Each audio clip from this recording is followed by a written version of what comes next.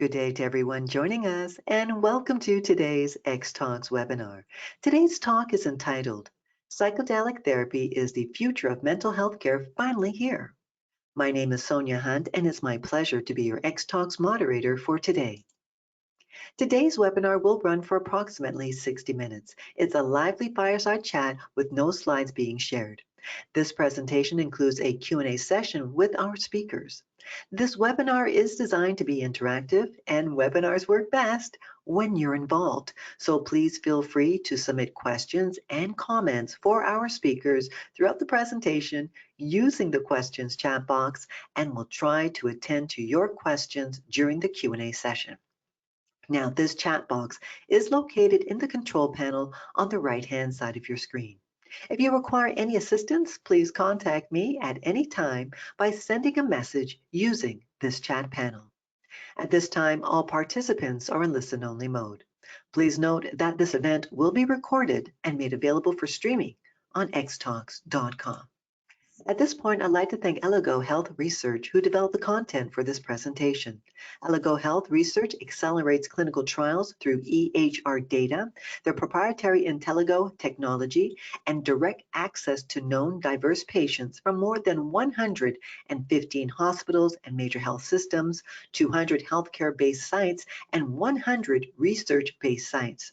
Their patient select model engages their network of networks to optimize the intersection of healthcare and research and bring more patients clinical research as a care option.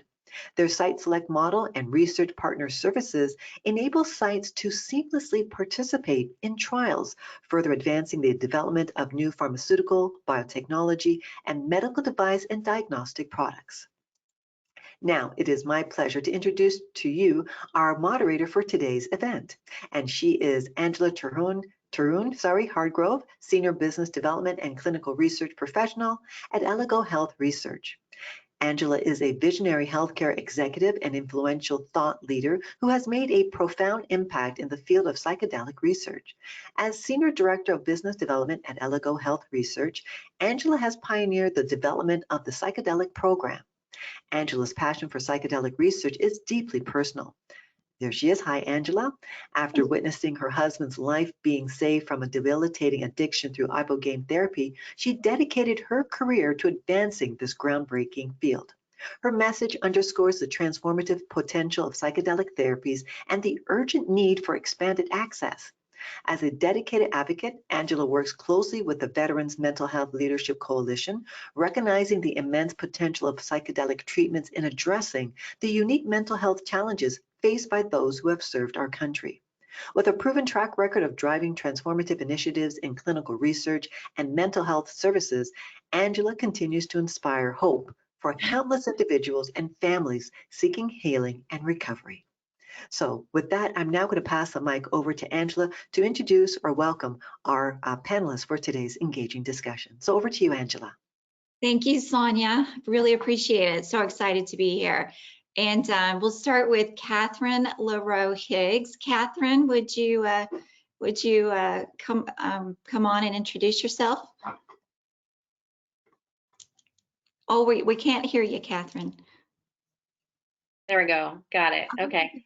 Yes, I am a licensed clinical social worker in the state of California, and I work specifically with veterans and first responders and law enforcement retirees in the psychedelic space, providing preparation and integration, and helping out with retreats with facilitation where it is legal.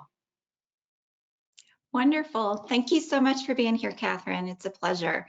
An honor. Thank you for all your work with the veterans. And next, we will go ahead and introduce my friend and colleague, Dr. Kevin Murnane. Dr. Murnane, would you like to give an introduction, please? Yes. Hey, it's great to see everybody today. I'm Kevin Murnane. I'm a professor at Louisiana State University in the School of Medicine. So we're part of a big academic medical center here that has a research institute and a large safety net hospital. So we turn nobody away from medical services based on temporary economic circumstances. And We run a translational research program. We're trying to develop new medications for psychiatric indications, most particularly addiction. We do a lot of work specifically with methamphetamine addiction. And we're also running clinical trials based on that translational research where we enroll individuals from primarily 30-day residential treatment programs where they come over to the medical center and receive psychedelic therapy and other kinds of state-of-the-art therapeutic modalities like deep brain stimulation and cannabinoid therapy and transcranial magnetic stimulation. And I'm in the Department of Pharmacology, Toxicology, and Neuroscience, and the Department of Psychiatry. So it's nice to see everybody today. Thank you so much, Dr. Murnane. It's a pleasure. And then I'm going to hand it off to Dr. Lynnette Averill. Dr. Averill, would you like to make an introduction? Yes, hi. So good to be here with everyone. I am Lynnette Averill. I'm an associate professor at Baylor College of Medicine. I see on the slide it notes my VA affiliation, which I will be very, very clear in stating. I do not speak as a representative for either the academic institution or the VA, but I'm very eager to be here. In my academic position, I serve as the co-director of the Emerge Research Program, where my interests really are looking at the neurobiology underlying stress and trauma-related mental health and novel rapid-acting interventions such as psychedelic medicine. I also work as the co-director of the relatively new Baylor Ethical and Legal Implications of Psychedelics in Society program. And also have the opportunity, I have had the opportunity the last few years to be very involved in some advocacy and policy work, and in that was able to co-found and serve as Chief Science Officer of Reason for Hope, which is an organization, a 501c3 focused on sort of thoughtful policy around mental health, suicide prevention, specifically psychedelics, looking at ethical, safe, equitable, and accessible use. And as part of that, then also have been very actively involved in the Veterans Mental Health Leadership Coalition. Very excited to be here today and look forward to the conversation. Thank you so much, Dr. Averill, and thank you for all your advocacy as well. And thank you everybody for being here. You know, psychedelics is near and dear to my heart. It saved my husband's life, which is why I'm so passionate about this medicine and psychedelic research. But I will pass it off to Sonia now to go over some poll questions here. Okay, thank you very much for that, Angela. And I'm now going to launch our first poll question. So we have two poll questions back to back. This is our first one. So this is done in real time. So we'll be able to take a look at the results once I close the polls. So please, everyone, please participate in this poll question. And the poll question that we have for you is, if psychedelic medicine was legal today, would you try it if you were suffering from a mental health condition? So you have yes, no, and unsure. So please go ahead, everyone, and make your selection. Okay, that looks like it's the majority of our audience, so thank you everyone for participating. Let's close the polls and let's take a look at the results of this poll question. Okay, so we have here in our audience, 74% said yes, while 6% said no, and 21% said unsure. Okay, so I'm going to go to the next poll question, and then we'll get everyone's opinions on the results. So here's our next poll question, and here you go, everyone. You should see it. Do you have a friend or family member who has died from an addiction, issue, or overdose? So please go ahead and make your selection. All right, I'll leave that open for a few more seconds. Okay, thank you everyone for participating in this final poll. Let's take a look at the results. And in our audience, 26% said yes, and 74% said no. So thank you everyone for participating in the poll question. Angela, I'm going to pass it back to you to get into this great conversation, but what are your thoughts and the panelists' thoughts on the results of those poll questions? Anything there surprising? Yeah, well, personally, I'm not surprised that the majority of our listeners would try a psychedelic if it were approved today. We're getting hopefully close to FDA approval on our first psychedelic medicine this year, MDMA for PTSD with MAPS, now Lykos. But I know for my personal, you know, if I could talk, my family's personal story is that had we not taken that leap of faith and tried an alternative medicine, and we actually left the country to access it legally and safely under the care of a physician at an Ibogaine retreat center, then my husband most likely would not be alive today. So, you know, that's my personal experience. But I'll open it to my panelists, Kathryn, Kevin, Lynnette. What do y'all think? I'm not surprised by the results of that at all either. And, you know, I too have seen thousands of people benefit from these medicines. My husband actually was actively suicidal and went down to a clinic in Mexico under the supervision of a doctor and underwent ibogaine and 5-MeO-DMT, and it renewed his will to live also.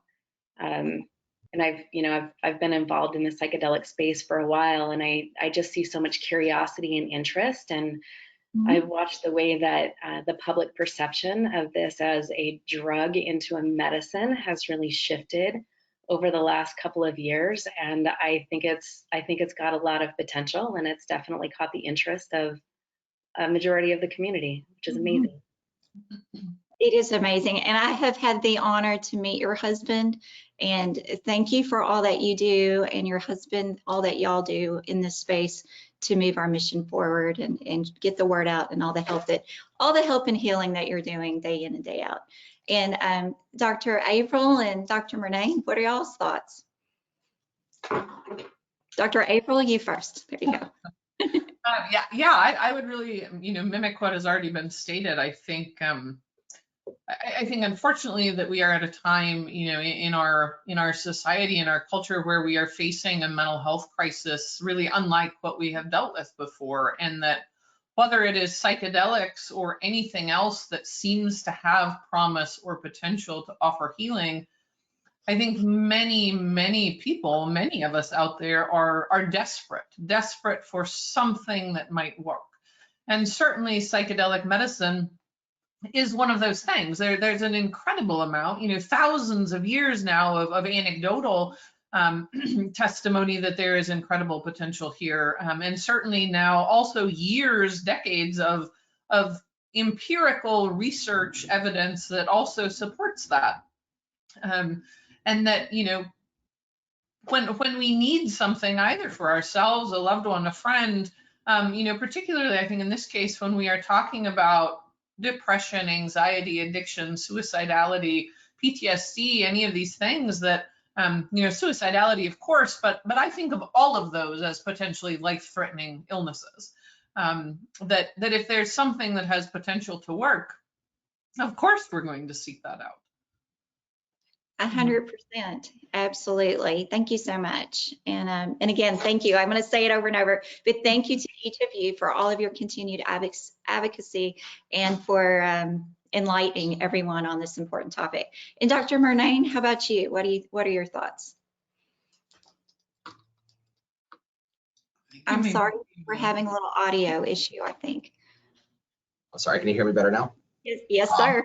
So I completely and totally agree. I would just say we're currently doing a study right now where we're surveying all of the approximately 600 psychiatrists that practice in the state of Louisiana to see their readiness to incorporate psychedelics into their clinical practice. And I may have had some potentially stigmatized implicit thoughts about the ideas of psychiatrists in a relatively conservative part of the country, but they were in the survey data profoundly open to the idea, and we're aligning that survey with psychiatrists in Alabama, which is another relatively conservative state, and also with psychiatrists in Ireland, which is for completely different reasons a very conservative country in Europe, because they're with a long history of colonial oppression. Ireland has taken a very conservative approach culturally, because it hasn't always been safe to be Irish within the confines of Europe. And then also doing the same survey in Saudi Arabia. It's another relatively conservative society for a whole different reasons.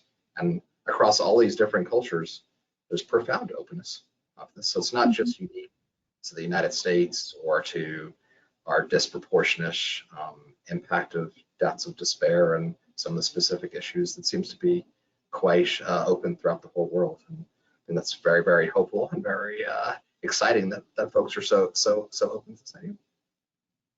Absolutely, 100%. And that's so exciting. Thank you for all that work that you're doing. That's so interesting. I can't wait to hear all about it. And I'll share something this morning before I even got to work. I dropped my dog off at the dog groomer, and I told my groomer, said, well, she'll be ready around 1 o'clock. And I said, I'm sorry, but we're doing an Xtalk at 1 o'clock on psychedelics. And then everybody in the lobby came up to me wanting my business card. They wanted to register and listen in. And I live in a conservative area of Northeast Florida. But that just shows you, no matter where you are, whether you're in Kentucky, where I'm from, or you're in California, this is a topic of interest to everybody. But Dr. Averill, you were about to say something. Go right ahead. I just wanted to comment on the other question that was asked. I think Yes, all please. of us sort of addressed the first question, and I think the second question is just as important, perhaps more so, that how that approximately 1 in 4 people endorsed knowing someone who has died from overdose or substance misuse. And I would imagine that number would be much higher if it was simply how many of us know someone who significantly struggles with those things, or perhaps has come close to death. And I think there again, that just highlights the crisis that we are in, that so many folks turn to these various substances as a means of coping, as a means of escape, as a means of dulling those things, of trying to self-medicate, any of these things, because the interventions that we have are just not enough in so many cases. And that I think also the interventions that we have for substance misuse are also not enough. Mm-hmm. That we talk so much about, I talk so much, my area is really sort of PTSD and suicidality, but substance misuse is, of course, baked right in there. And just as we have limited effective interventions for PTSD and suicidality, depression, anxiety, the substance use is absolutely afflicted by the same limitations. So I think, I appreciate folks sharing their experience with that, and think, that it just further highlights the significant problem that we have and the incredible potential of psychedelic medicine to really meet such an unmet need. I could not agree with you more, to each of you, 100%. And I think everybody, and I said this, at the Kentucky abatement hearing when I testified, that everybody's been touched by mental health issues, whether it's suicide, depression, anxiety, addiction. In my family's situation, my husband got addicted to Adderall from his well-meaning physician, and that was the catalyst that led to alcohol use disorder. He had bipolar, he had all kinds of issues, anxiety, depression. He was literally on death's door. And again, if we had not taken that leap of faith, I just don't think he'd be here today. But because we did, and it's been several years, I will mention he just did it one time, and it's been several years, and thank goodness we did try that alternative method, because he's thriving, I'm thriving, kids are thriving. But anyway, I could go on and on about this topic, but I agree wholeheartedly. Thank you. I guess I'll say one thing about that if there's time. Yeah. Yes. I really agree too. I just tend to I'm not as that's really important stories, and I really appreciate all of you guys for sharing those personal stories, and it's very brave and important that each individual story. I tend to be a cold-hearted, data-driven science person myself, and so it really is amazing. We this year we're going to lose 150,000 people addiction overdose deaths. That's approximately the population of the city that I live in, and if you count up over like a 10-year period, we're talking about 5 to 10, upwards of 2, 3, 4, 5 million people over a 10-20-year period.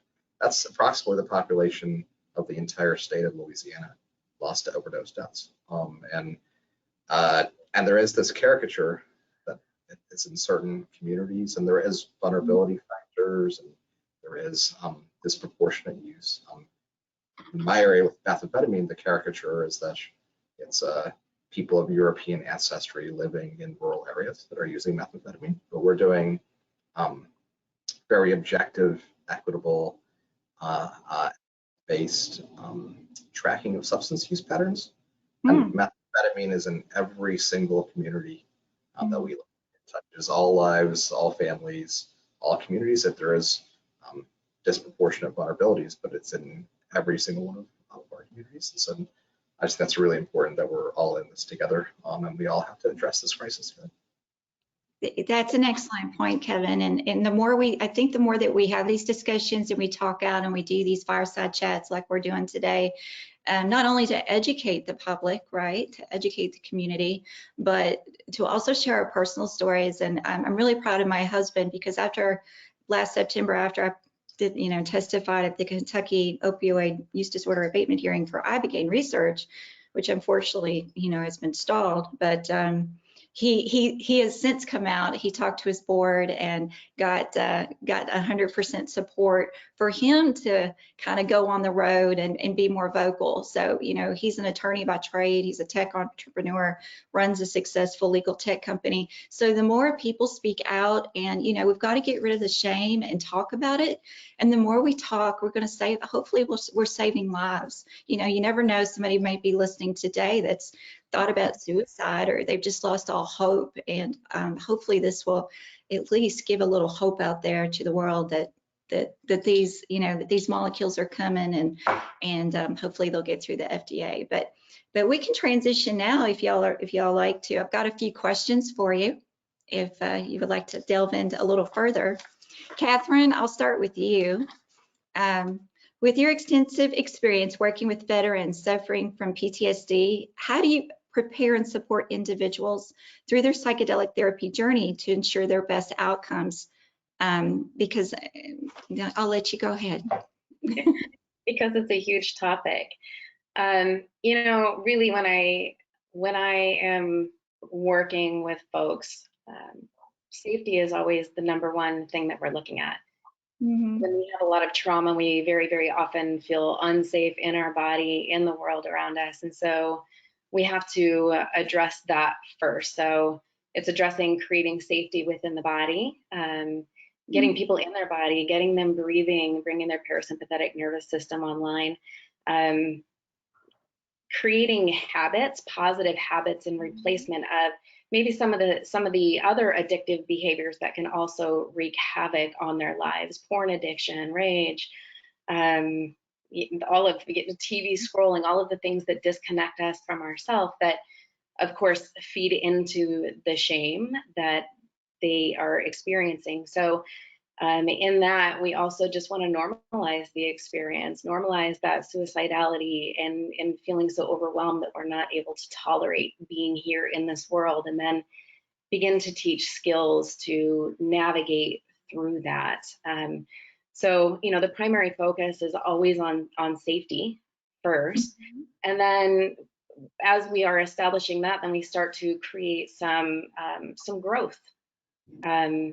And some connection to self with maybe some meditation, or getting them involved in community. But the whole purpose of having a really robust preparation program is because if we can create these positive habits prior to going down to the medicine, familiarize them with the medicine, how to navigate the medicine, then afterwards, as they're trying to make sense of an experience that is so profound, sometimes there are no words, sometimes it's just a purely somatic experience, but as they're trying to make sense of what has shifted, they already have a great foundation that they can lean in on instead of having to learn 15 new skills after the medicine. So, we're really looking mind, body, soul. I mean, we're doing acceptance and commitment therapy. We're doing cognitive processing therapy, where we're just really trying to come at this from every conceivable angle in order to create the best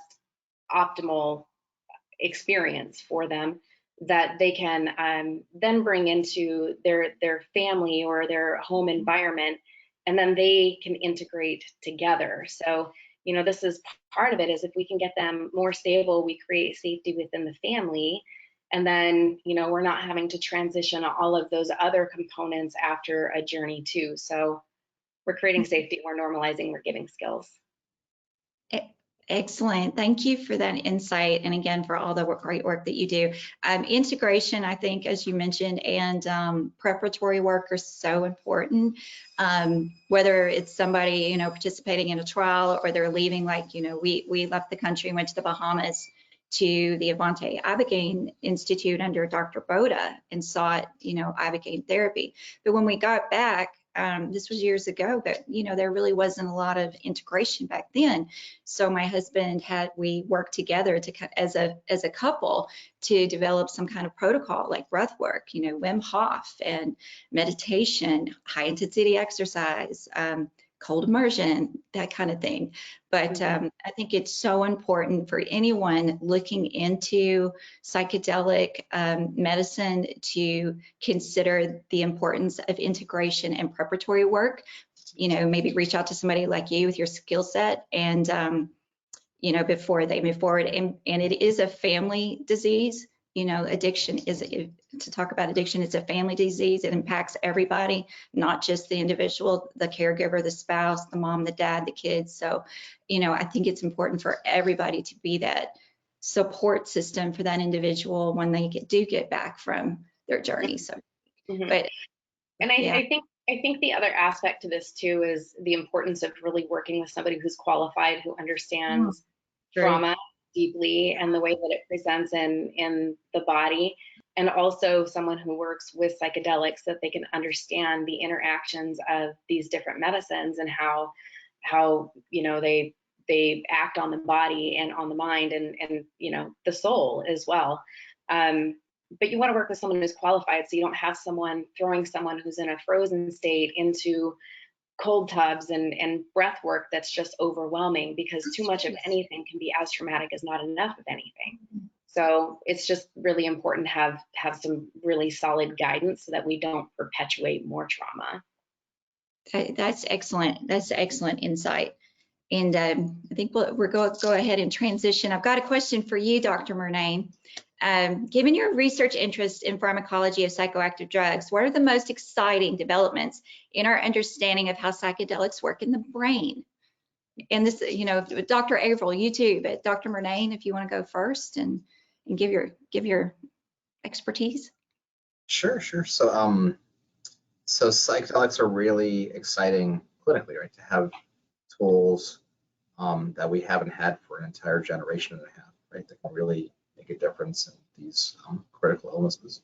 But separate to that, they are also incredibly exciting because they give us a tool to really understand like the human mind and neurophysiology in ways that we've also never had, right? That's, in my opinion, I'm biased, I'm a neuroscientist, but I think the frontier of the 21st century is understanding the human mind, right? The 22nd century will be leaving the solar system and going out into space and things, but this century is about the human mind. There's all sorts of really exciting things happening that would really change a lot of the ways we understand things from like the molecular level, where we've had core principles in pharmacology about how receptors work that go all the way back to like the British pharmacologists of the late 19th century. They're foundational in pharmacology. And psychedelics don't seem to follow those rules. So they don't seem, we thought they were universal rules, but they appear to not be. They appear to be able to do things like direct specific signaling pathways beyond the receptor. They seem to have receptors that are inside the cell that traffic in ways that we wouldn't have predicted a receptor would do. They seem to be able to have things like non-psychedelic psychedelics that can recapitulate some of the effects of ones that are psychedelic. I mean, just not the ways, I mean, I suppose maybe we should have predicted this, that the psychoactive effects of psychedelics are pretty unique compared to like other psychoactive drugs. So presumably it makes sense that their mechanisms will be different too. Also looking at things on the like whole animal level, like the gene pathway changes, these changes in neuroplasticity that we're only just beginning to like scratch the surface of. You know, it's neuroplasticity is both a good and a bad thing. It's a very complex phenomenon, right? There's the development of addiction is also a form of neuroplasticity. probably need to use that to reverse that, but it's going to be a very complicated thing that's going to take many years to decades to really fully understand. There's probably really multiple deep layers of science that need to be conducted to really understand neuroplasticity. So that's very exciting. Also on the human level, there's things with electrophysiology and neuroimaging. We see a lot of work around the default mode network, which is the brain circuit that we believe is our sense of our ego and our sense of self, and that needs to be washed away so we can experience this larger consciousness and contact things like awe and wonder and oceanic boundlessness, and that has a biophysical signature that we can measure and understand. And there are things now with almost looking at how the brain gets a reset, where the brain gets temporarily disorganized in the psychedelic state, and then afterwards probably associated and enhanced by the integration work that Kathryn was talking about. A new pattern emerges, a new pattern that's different from the pattern that existed before emerges and is persistent and stable. So really exciting work from cells to animals all the way up to humans across the whole translational scientific continuum. Fascinating. It's fascinating. I 100% agree. Dr. Averill, did you want to chime in there? Yeah, I would really agree with Dr. Murnane. I think there is so much exciting neurobiologically, and we have just barely begun to scratch the surface of any of that. Certainly within my own work, the thing that I find most exciting that falls within my wheelhouse is really the neuroplastic properties. You know, I think it's David Olson's group who sort of coined the term the psychoplastogens. And I like that term, you know, because I think so much of the outcomes we see may be related to that rapid and robust shifting in the neuroplasticity. That, you know, if we think of neuroplasticity as kind of this foundation to so much of the human experience, that the way that our brain communicates, you know, within itself and within the rest of the body, that is our learning, our memory, our sensory experiences, are all of these things that to have the opportunity, you know, and I think Dr. Murnane, you said this, so many people discuss this as sort of this hard reset, that they feel like they kind of have a clean slate, they, you know, reorganize the filing cabinet, so to speak. But if we think about, you know, anything in our lives, we sort of develop these ruts, whether that is actual, you know, physical habits or thoughts that we have, behaviors, belief systems we have, they're just become so automatic. And if we have the opportunity to really forge new paths, forge new lines of communication, then some of those automatic behaviors or automatic thoughts, automatic beliefs that unfortunately with trauma, anxiety, stress, substance misuse, any of those things are often not as helpful, not as adaptive, not as healing or hopeful as we would like them to be.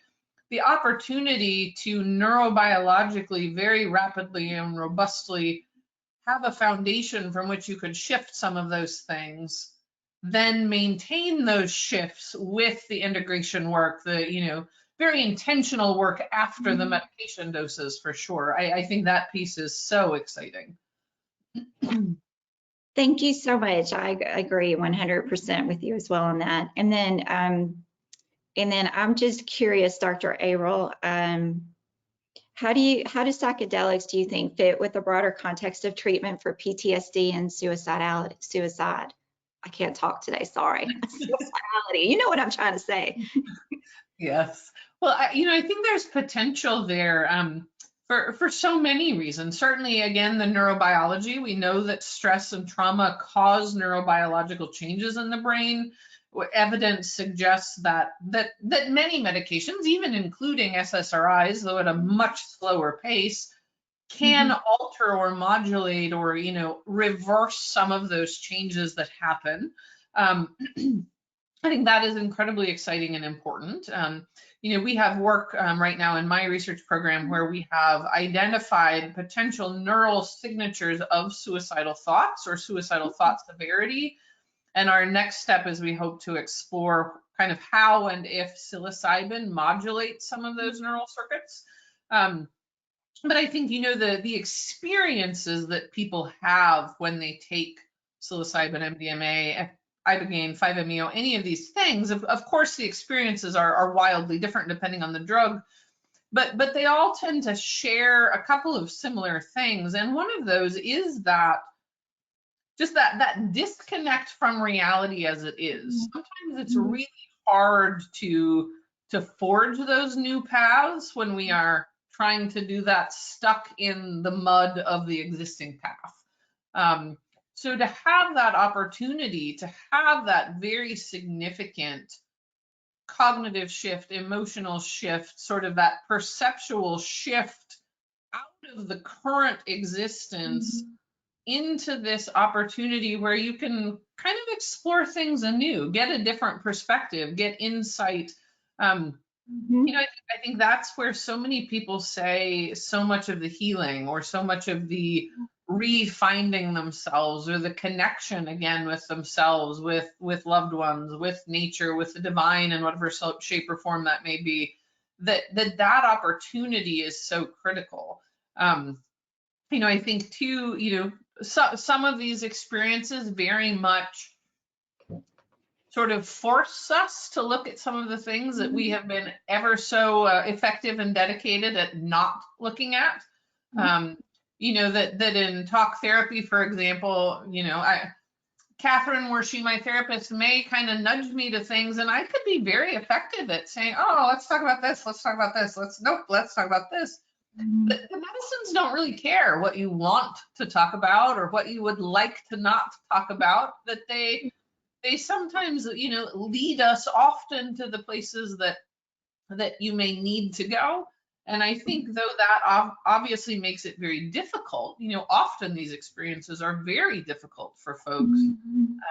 I think that piece of being led and ideally, certainly I agree so strongly with Kathryn's point of having appropriate support and someone who really can hold that space for you safely, as to not further traumatize you, the person taking the medicine, or to traumatize them also, that it's hard to do this work on both sides. It's hard to do this work. But I think those opportunities to just reevaluate things, to reevaluate priorities, to reevaluate where one fits in the world, where they see themselves. The comment about, ego dissolution and oceanic boundlessness and all those things, I think just sort of reminding oneself that they do have a place and that there are things bigger than themselves, and that all of these things is such a critical piece to regaining both a sense of control and a sense of safety or peace in one's own body, one's own environment. But also, I think so many people will talk about the meaning and the purpose that they found in these experiences, the opportunity to build lives that they really want to be living. And certainly from the suicidal perspective, if you feel like you actually have something worth getting up for in the day, that makes it so much easier, of course. Yeah. You just explained that so eloquently. Thank you. And I agree 100%. I know in my husband's case, when he, we left and he did ibogaine therapy, again, under the care of a doctor and trained clinicians outside the country where it's legal. But he said it gave him a reset. And I hear this from so many people that I have sent for ibogaine treatment outside the United States, is that they'll say, yeah, it gave me a reset. It's almost like a computer program rebuilding itself. And he actually had a mystical experience, spiritual experience, which, he saw his deceased grandfather, had some happy memories. And so many people, I'm sure you've heard this, Kathryn, everybody as well, he described it as like 1,000 years of therapy in one session. So I believe it lasted over 8 hours, but it was so profound. He came back. I just, it's obviously, you see my passion for this space, working in psychedelic research, but it just positively changed our lives so much. And it saved his life, really saved our marriage, saved our kids. And then his company's thriving. It's just a whole, not just a nuclear family, but society as a whole when people have access to these medicines. But that reset. And you know, I do want to touch on today before we leave is the mystical experience.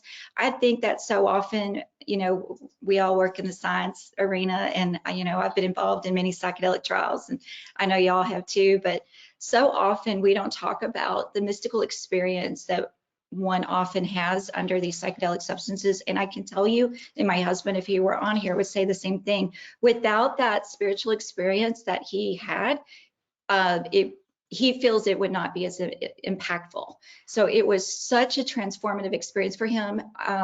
He also, you know, actually, he was raised very religiously, conservatively Christian, in a Christian home. He left his faith, he stopped believing in anything, and that actually brought him back to, you know, a belief in the divine and, you know, a higher power in the universe. So I was just curious for your all's thoughts on the importance of the spiritual experience as we get closer to many of these molecules receiving FDA approval. What is your thought? Anybody, just speak up. I have big thoughts on this one. Okay, go ahead, Kathryn, let's hear. They're simple thoughts also. I think that mystical experiences are amazing because we forget what it's like to have that childhood awe and wonder, and it provides that for us. And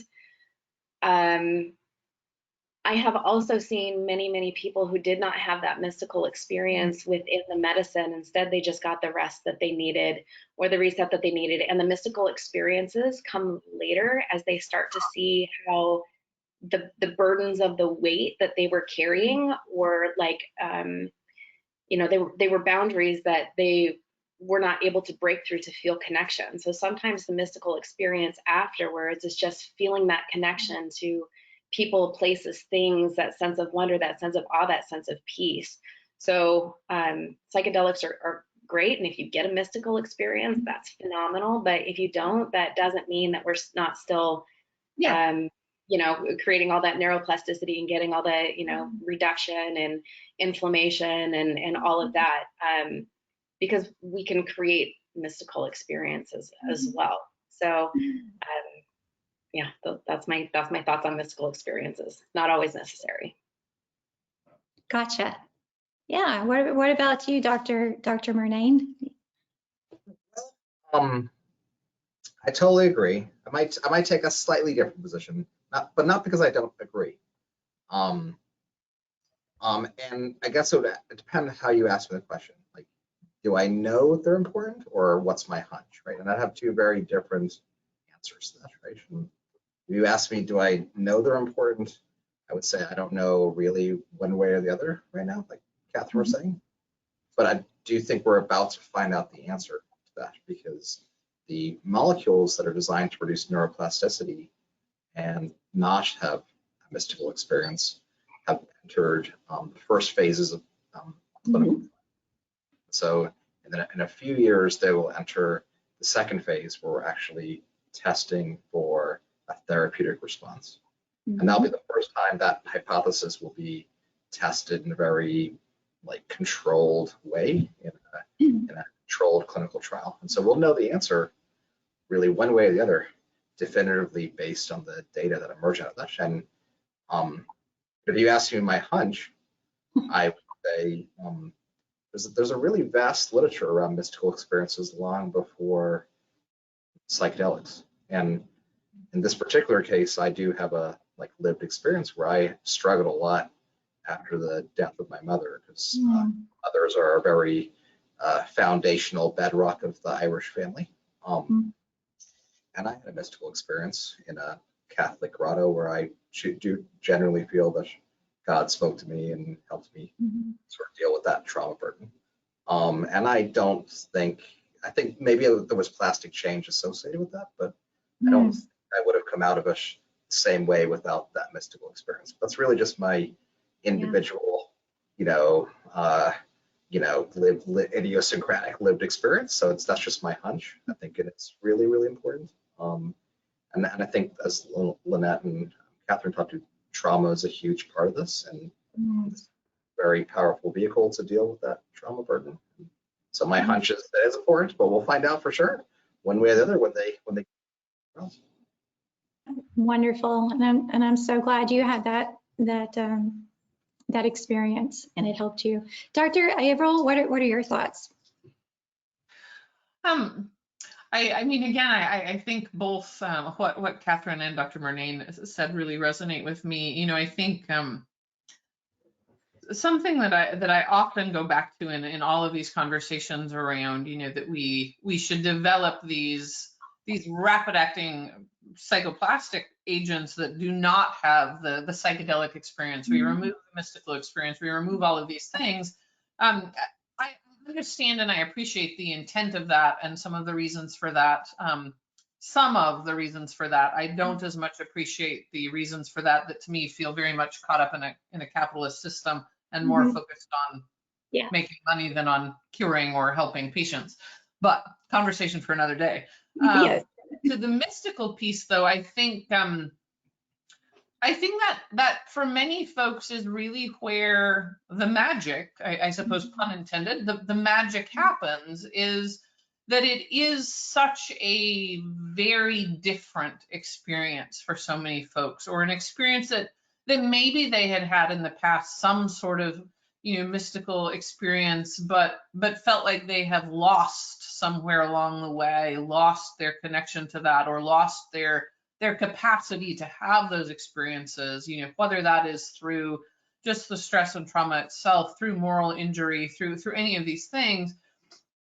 I think that the wildly different experience that so many people have, that, you know, certainly those mystical experiences, so many people describe as so meaningful, sometimes so peaceful, that's where so much of the insight came from, or the capacity for self-acceptance, self-love, self-forgiveness, you know, any of those things come in often what is a completely ineffable experience. You know, people sort of put some words to it, but also will say, I can't really describe it further. I can't really put words to it.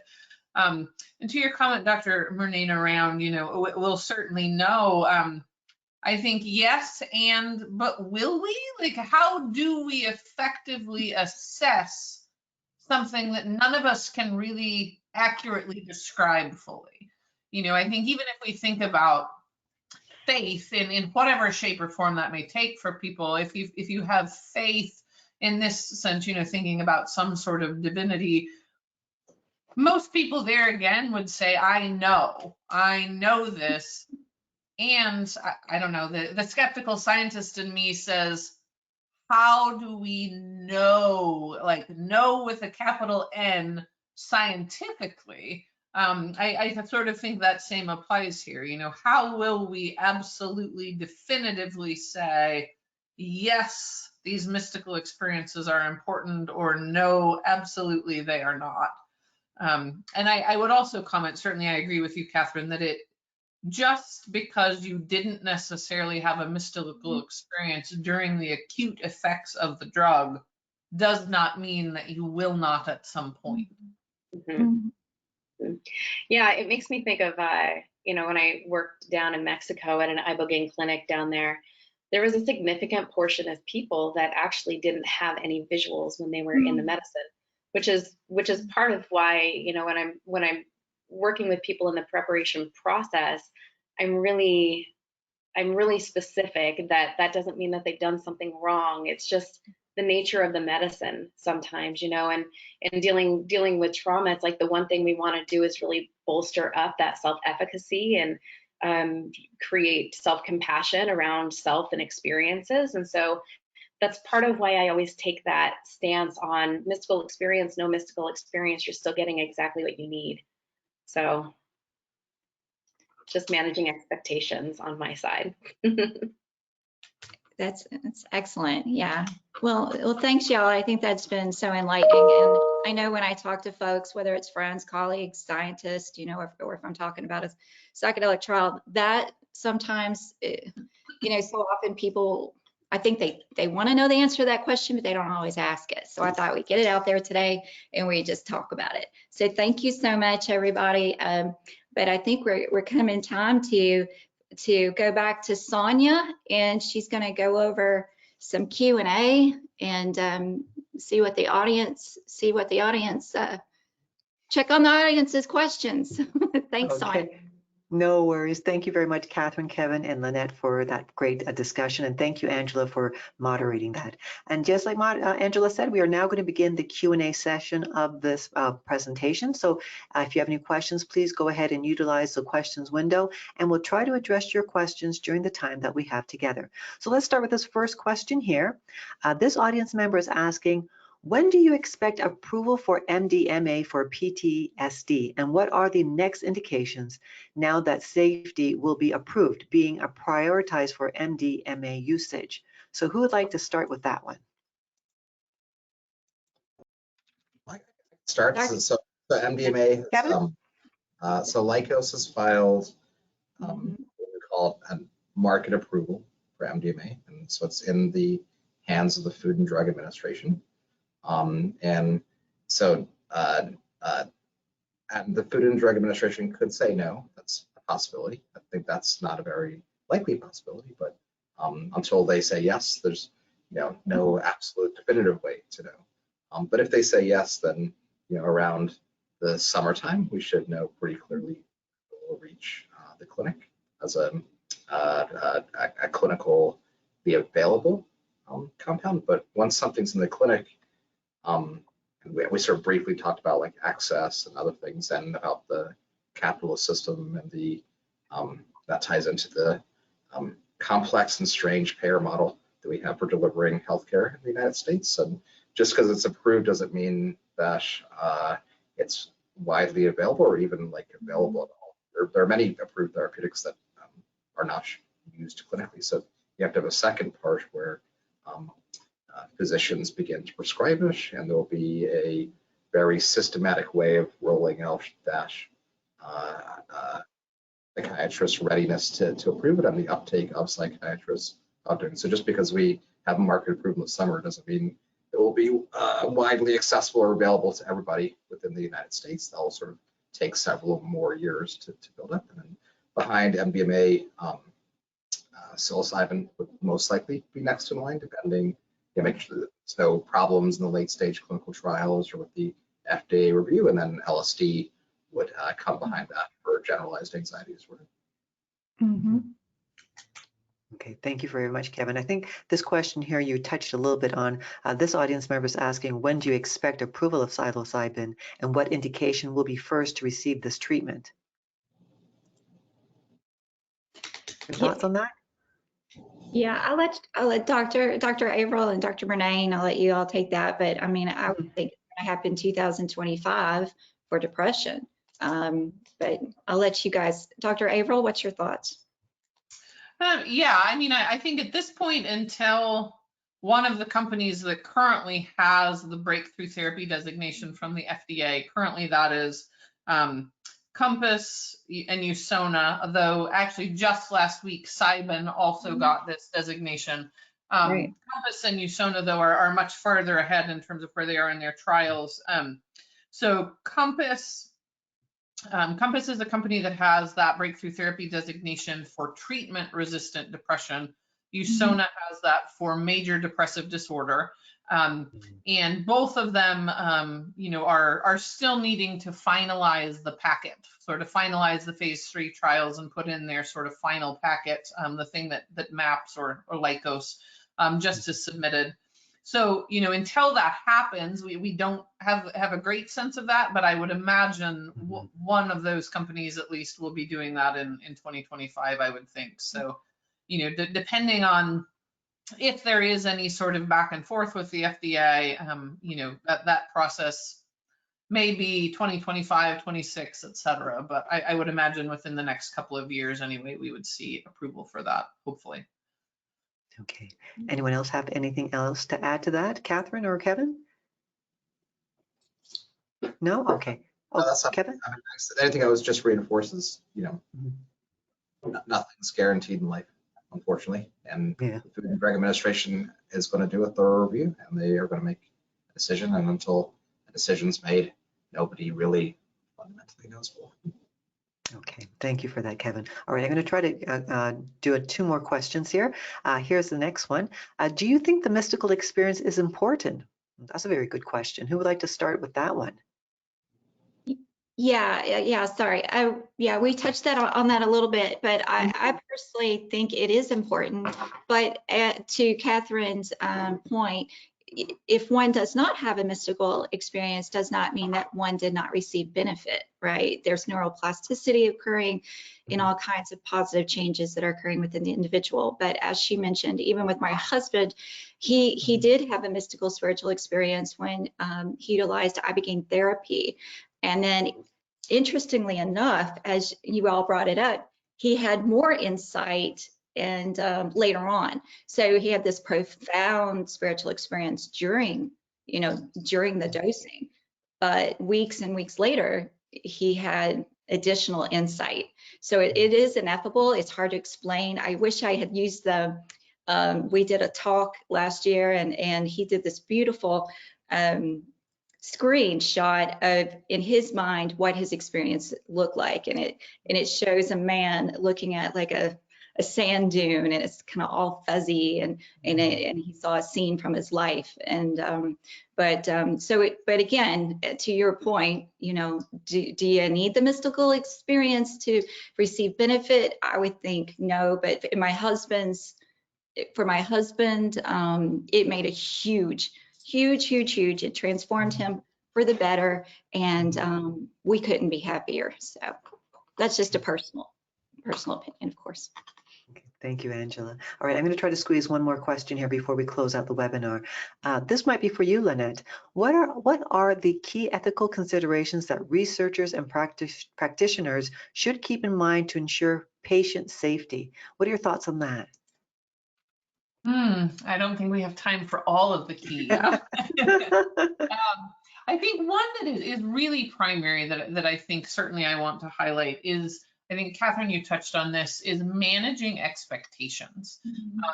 People come to these interventions seeking out either a clinical trial, seeking out underground facilitators within the US, going outside the country, often with very much I'll say a blue sky perspective of what might be the outcome here.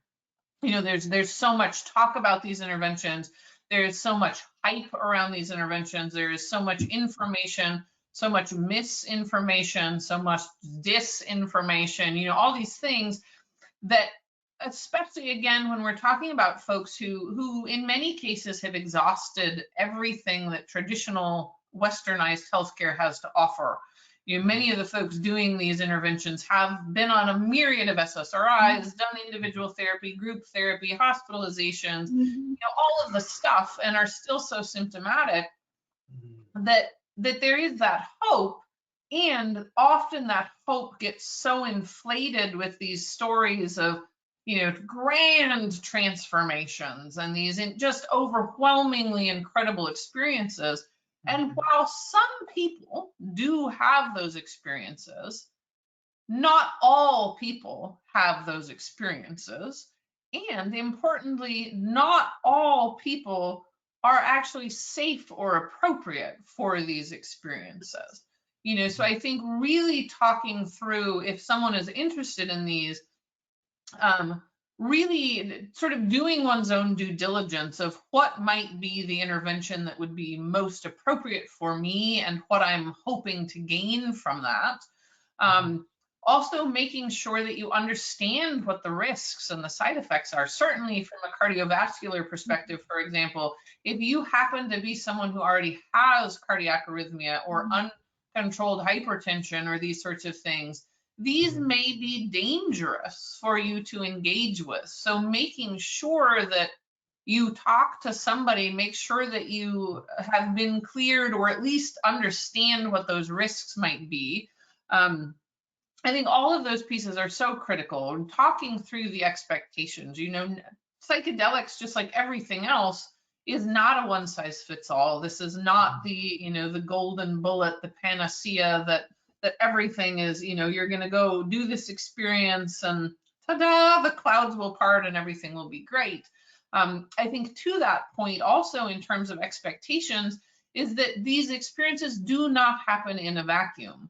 We take with us our entire lives to wherever this experience is happening, and then you go home to whatever home is, whatever your support system looks like, for better or worse, whatever your living environment looks like, for better or worse, whatever stressors or traumas you may have on a daily basis. If that is financial insecurity, housing insecurity, domestic violence, just other mental health concerns, stress about anything, those things are not going away because you've gone off and had this experience. Even if it was very transformative, all of those things are still existing and need to be attended to. It may be that they are much easier to attend to and more options become available or become easier to engage with. But I think that's a critical piece also in exploring the expectations and kind of thinking about what may be barriers, what may be things that we really need to work on in integration, or that we really need to make set before dosing, are all of those sorts of pieces. I know we're at time there. There's so many other things that I could say, but I think just from a safety perspective, doing one's due diligence to make sure that you are safe and understand the medications. Absolutely, if you happen to be doing this not in a clinical trial or going to one of a well-vetted clinic, but trying to explore these in an underground way, making sure that you have vetted the people that you would be working with, that you know who they are, where they're getting, whatever medicine they're telling you they're getting, any of those things. Absolutely, like anything else, making sure someone, a trusted person in your life, knows that you're going to do this, where and when you're doing this, all of these things. I think just really taking some initiative to make sure that you have set yourself up for the greatest chance of success, and that you have really evaluated expectations. As I said, much more that I could say about that, but that's the nutshell version. Well, thank you very much for going into such detail. I'm sure everybody appreciates that. Well, thank you very much for those answers. We have reached the end of the Q&A portion of the webinar. And if we couldn't attend to your questions, and there's a lot of them out there, the team at Elligo Health Research will follow up with you after this presentation. And if you have any further questions, please direct them to the email address on your screen. And there's one there for Angela. Thank you everyone for participating in today's webinar. You will be receiving a follow-up email from Xtalks with access to the recorded archive for this event. A survey window will be popping up on your screen. Your participation is appreciated as it will help us to improve on our further webinars. Additionally, I have shared a link, or I'm going to share a link to view the recording of today's event in the chat box, which you can also share with your colleagues once they register for the recording as well. And get even more out of today's presentation by downloading the supporting materials that we have available for you on the Handouts tab, and we have two there. They accelerate your psychedelic research with Elligo's pioneering site network, and From Taboo to Transformational, 7 Essential Steps on the Promising Path of Psychedelic Therapy. So I encourage you to do that. Now, please join us in thanking our speakers for their time here today. I'm sure everyone appreciates it. We hope you found this webinar informative. It has been my pleasure to be your moderator, or actually co-moderator today, because Angela was a great moderator. On behalf of the team at Xtalks, we thank you for joining us. I'm Sonia Hunt. Until next time, please take care and bye for now. Bye, everyone. Bye. Thank you. Thank you so much. Bye.